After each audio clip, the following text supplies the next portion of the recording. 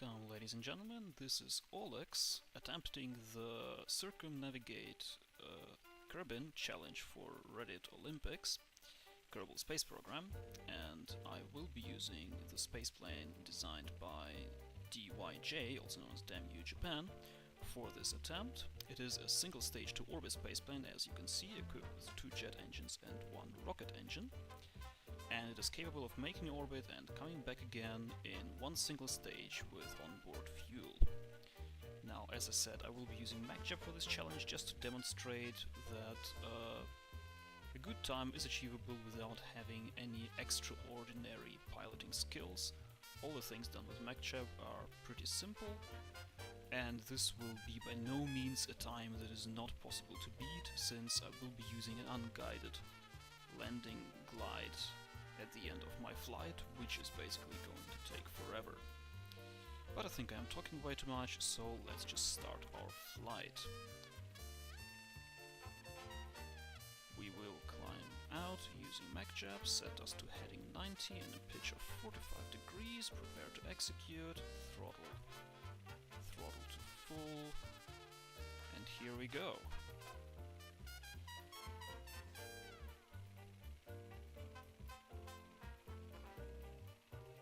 Starting to gain some speed.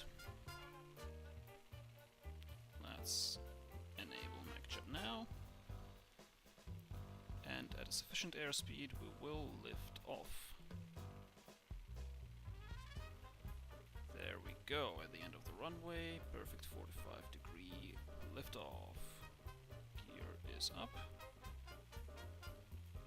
And we are going. Now, the technique to bring this craft in orbit is to fly at a 45-degree angle on the jet engines, as you can see the rocket is not firing yet, up to 15,000 meters, and then to engage the rocket engine and disable the jets, since they're not effective at that altitude anyway. So this is exactly what we will do. This will take some time, so sit tight.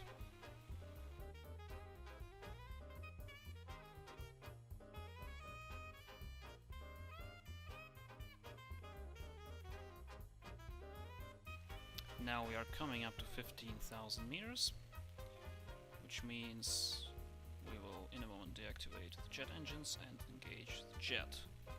Here we go. The jet is on and the rocket is on and the jets are off.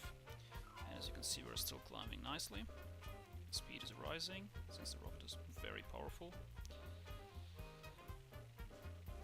Good. Let's open our orbital information window now.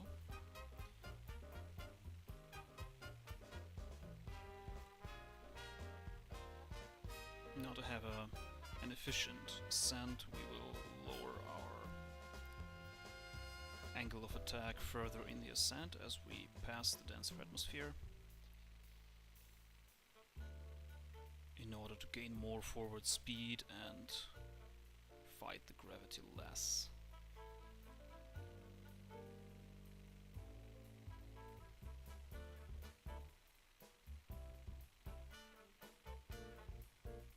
So when our apoapsis reaches 40,000 meters, we will turn down to 30 degrees pitch.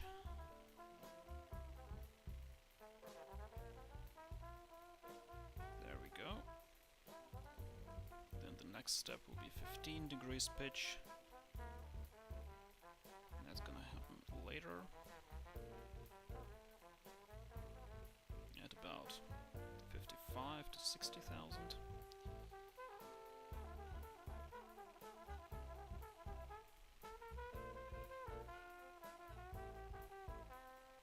Let's say 60.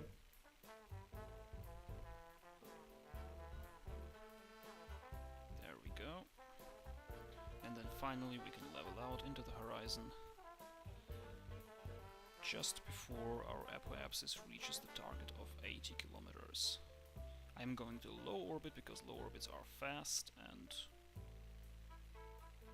this is an Olympic event after all.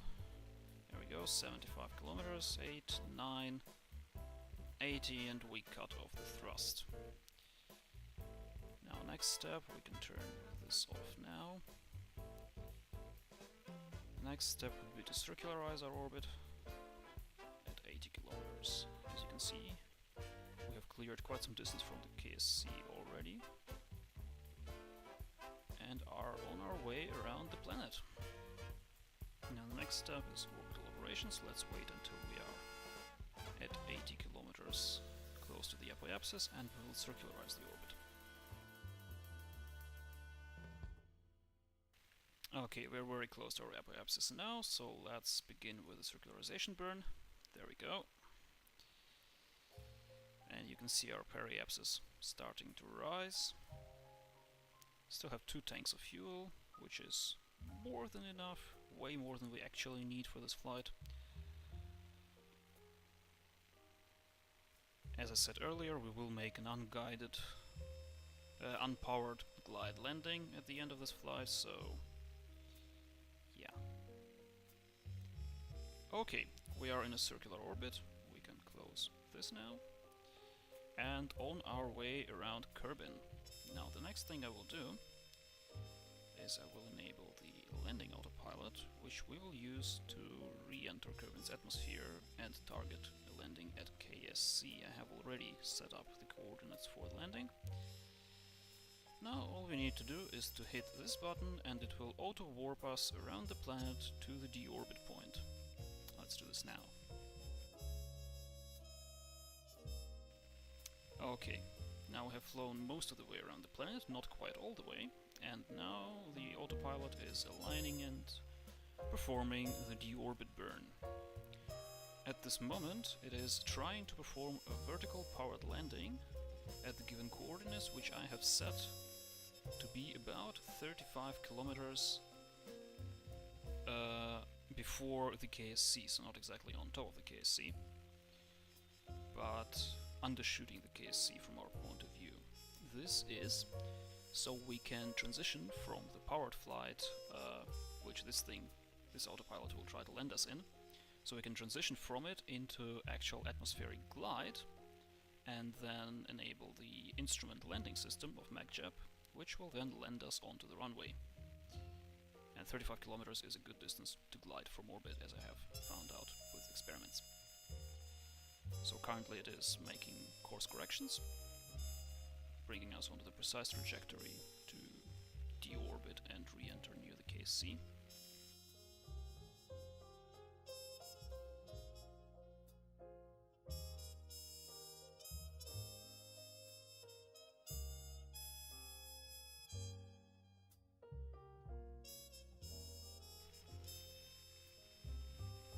Okay, the landing autopilot has done quite enough corrections, so let's disengage.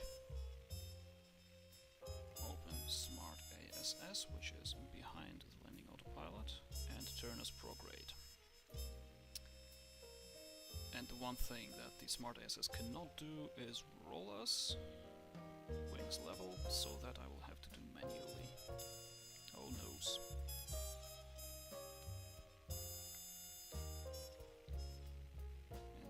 Go. This is wings level enough. Now, sadly we are in the atmosphere now, so we cannot warp, so I will just accelerate the video for you, because this next leg of the flight will take quite a while.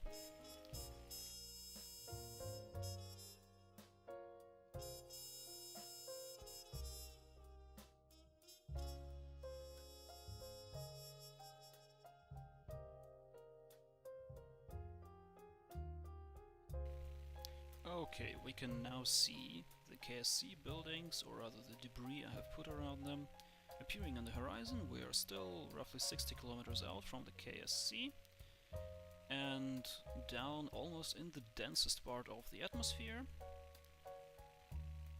The next leg will be flown by the instrument landing system, and we will enable it now.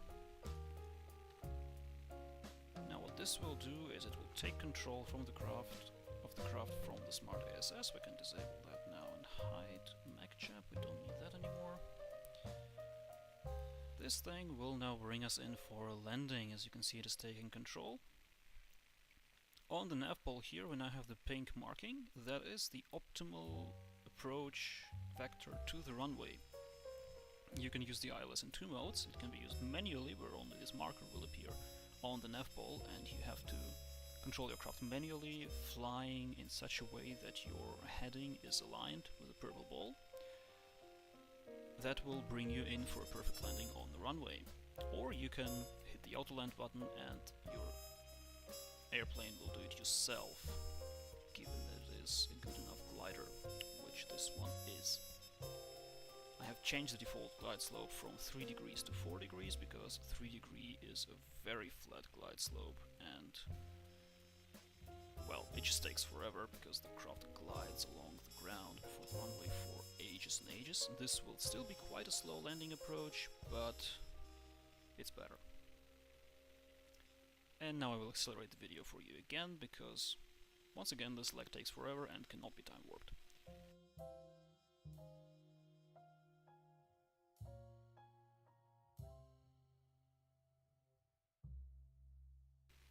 So, as you can see, we're now in the final approach. The runway is a mere 2 kilometers away from us. We can read the distance from the ILS.